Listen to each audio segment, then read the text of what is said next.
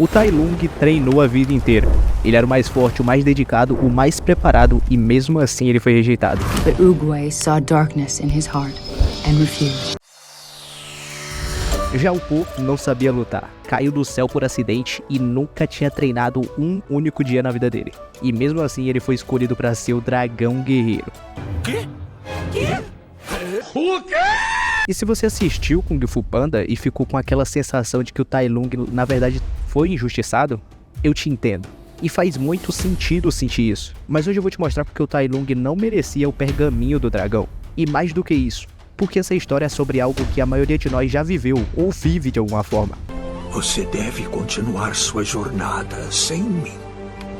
Mas eu... E antes de falar do Tai Lung, eu preciso mostrar uma coisa que a maioria das pessoas não percebeu nesse filme. O Po e o Tai Lung, eles têm a mesma origem. Os dois são filhos adotados, os dois cresceram sob a sombra de um pai que tinha um sonho enorme. Os dois passaram a vida inteira tentando corresponder a uma expectativa que na verdade não foi eles que escolheram. O pai do Po, o Ganso, sonhava em ter um filho que continuasse o negócio de macarrão. Então o Po cresceu em uma loja de macarrão, aprendendo receitas, fingindo que era feliz com aquilo. Assim como eu assumi do meu pai, que assumiu do pai dele, que ganhou do amigo dele num jogo de Mahjong.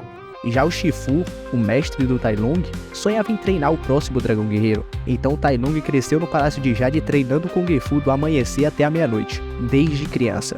E o nome dele até significa grande dragão em chinês. Ta Long. Ou seja, o sonho do Shifu já estava escrito no nome do menino antes mesmo dele poder escolher qualquer coisa. E nenhum dos dois escolheu o próprio destino. Os dois tiveram um destino escolhido por quem os criou. Mas é aqui onde os dois personagens se separam completamente. E entender essa separação é entender o porquê um se tornou herói e o outro se tornou vilão.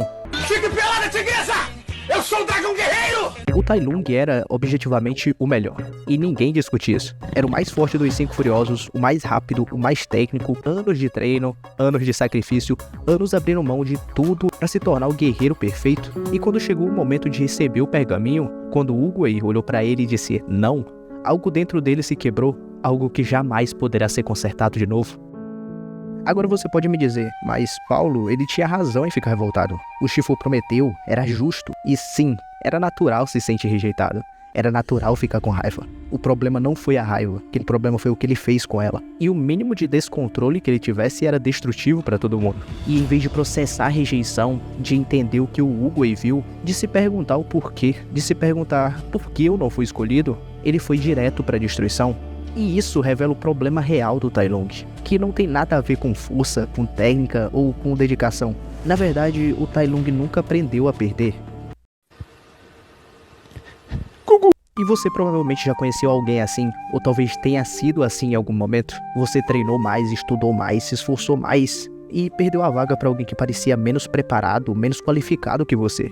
E em vez de processar isso, você foi consumido pela amargura. E existe algo muito humano nisso, quando você dá tudo e não é reconhecido. E a conclusão mais fácil de ser tirada é: o sistema é injusto, eu fui roubado, eles erraram. E essa conclusão protege o seu ego, mas ela também impede o seu crescimento. Porque tem uma pergunta mais difícil por trás: o que eles viram em mim que eu ainda não vi? O Tai Lung nunca fez essa pergunta, e é por isso que ele estava condenado ao fracasso. Mas o que o pergaminho revela sobre o Tai Lung nos últimos minutos do filme é a parte mais perturbadora de toda a história. Então fica até o final, porque isso muda completamente a forma de como você vai ver esse personagem. Enquanto o Tai Lung estava destruindo tudo, o Po estava apanhando do Shifu, dos 5 furiosos, do próprio peso do corpo, das escadas enormes do palácio. E é aqui que está a diferença fundamental. O Po apanhava e voltava, não por masoquismo, mas porque ele nunca colocou o ego na frente do aprendizado. Quando o Shifu humilhou o Po na primeira sessão de treino, o Po não foi destruir o Vale da Paz.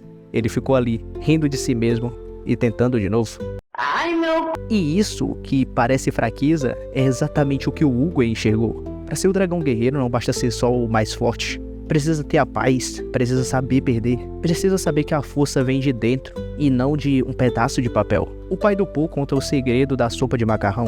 O ingrediente secreto da minha sopa do ingrediente secreto. Olha só, o ingrediente secreto é nada. O quê? E quando o Po abre o pergaminho e vê uma folha em branco, ele finalmente entende.